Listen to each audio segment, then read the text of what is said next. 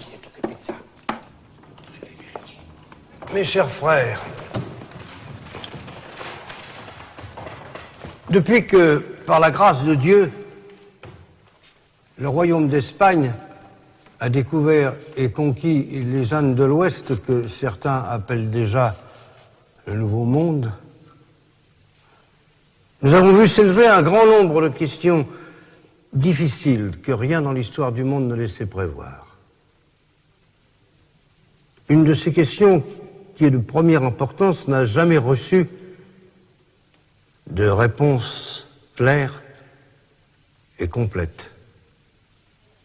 C'est elle qui nous réunit ici.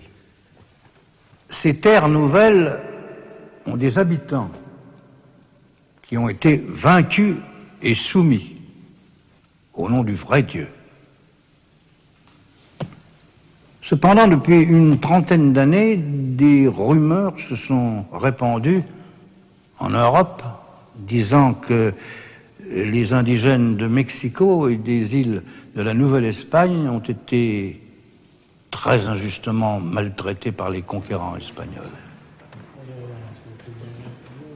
Ces rumeurs que les ennemis de l'Espagne, la Hollande, l'Angleterre, la France, peuvent avoir exagéré, sont parvenus à sa sainteté le pape,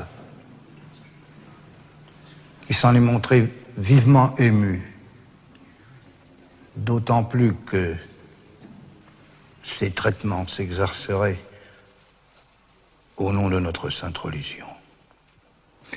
À plusieurs reprises, le Saint-Père a manifesté sa compassion pour les populations des terres nouvelles, mais ses instructions, à ce qui semble, n'ont pas toujours été respectées, pas plus d'ailleurs que les lois et règlements de la couronne.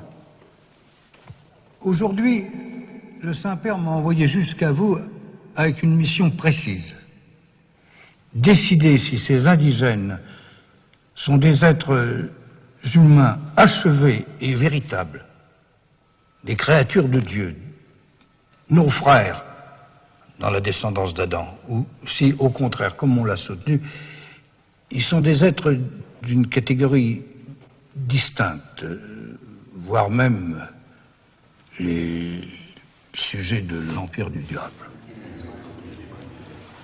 À la fin de notre débat, la décision que je prendrai sera ipso facto confirmée par le Saint-Père et deviendra par conséquent irrévocable.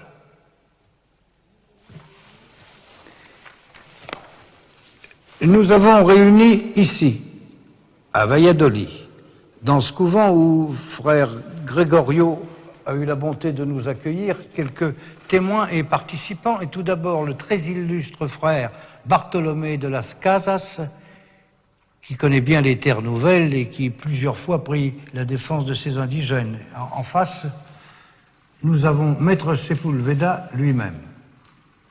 Ses œuvres philosophiques sont très bien connues. Son érudition et la pénétration de son esprit nous seront précieuses.